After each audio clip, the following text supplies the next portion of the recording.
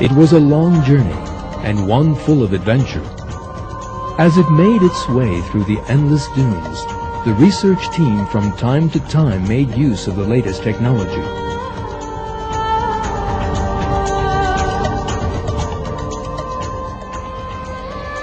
Yet there were also times in that wild place where technology was of no use.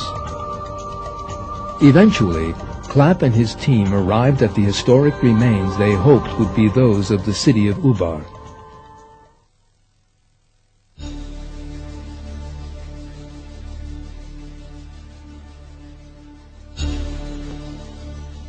From the moment the ruins were discovered, it was realized that they belonged to the people of Ad mentioned in the Quran, and the city of Iram that they had built. Clapp also made use of the Quran during his investigations. In the Quran, the city of Iram was described as possessing tall pillars. Yet the Arabic word used for pillar also means tower. In other words, the feature of the city described in the Quran was that it possessed tall towers. The traces of these tall towers duly emerged during the excavations. Thanks to the use of three-dimensional graphic technology, scientists were able to reconstruct them. Dr. Zarins, a member of the research team that carried out the excavations, stated that it was these towers that distinguished this city from other archaeological discoveries, and confirmed that the site was the city of Iram, which had belonged to the people of Ad, mentioned in the Quran. Do you not see what your Lord did with Ad of the city of Iram with lofty pillars, whose like was not created in any land? Ad denied the truth. How terrible were my punishments and warnings! We unleashed a howling wind against them on a day of unremitting horror. It plucked up men like uprooted stumps.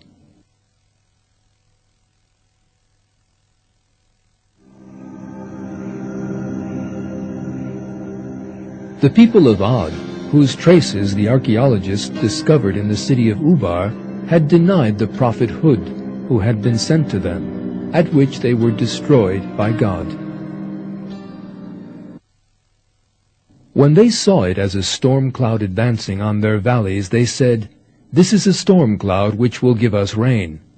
No, rather it is what you desired to hasten, a wind containing painful punishment.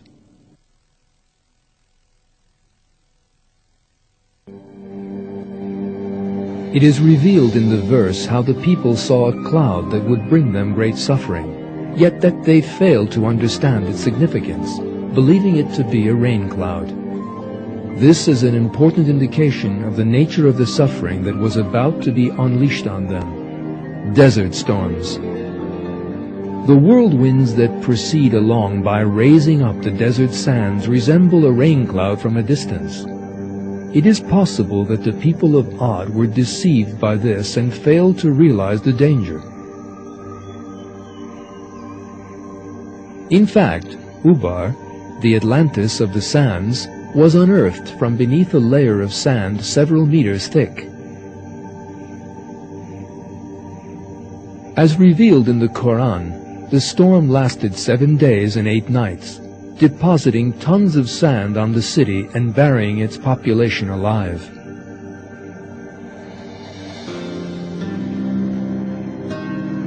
The most important evidence that the people of Ad had been buried in a desert storm is the word Akaf, used in the Quran to define the place of the people of Ad.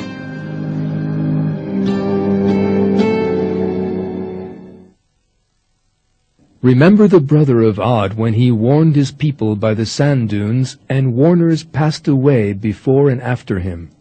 Worship no one but God. I fear for you the punishment of a terrible day.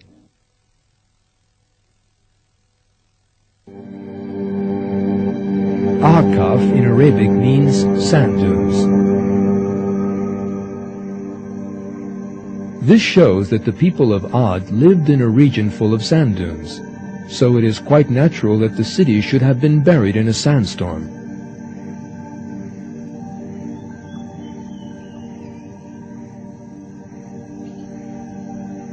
The disaster that struck the people of Ad in the form of a storm that flattened people just like the hollow stumps of uprooted palms must have destroyed the whole population within a very short time. The whole city and everything in it was buried alive under the sand. The desert slowly spread after the destruction of the people of Ad, leaving no trace of them behind as it settled over them.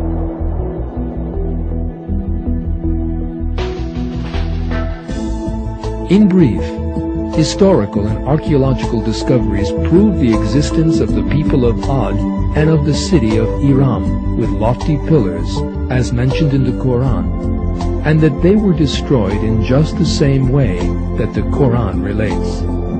Research has unearthed traces of that people from beneath the desert sands. In the Quran, God reveals that the people of Ad turned away from the straight path out of arrogance. The peoples we have been examining all committed similar mistakes. They all rebelled against God. They adopted other gods than Him. They grew arrogant in the earth without any right, and turned to sexual deviancy and perversion, and God destroyed them. A great many societies that have lived throughout the course of history have been destroyed for similar reasons, not just a few examples we have seen here. God tells us of this fact in the Quran and asks us to think hard about them. Our task is to learn from the destruction of these peoples and to take warning from them. One verse from the Quran says, Ad were arrogant in the land without any right, saying, Who has greater strength than us? Did they not see that God who created them had greater strength than them? But they renounced our signs. We must not forget that God can destroy an individual or a whole people whenever He wishes. He can also honor those whom He wishes and confer blessing upon them. All good and beautiful things are in the hands of God.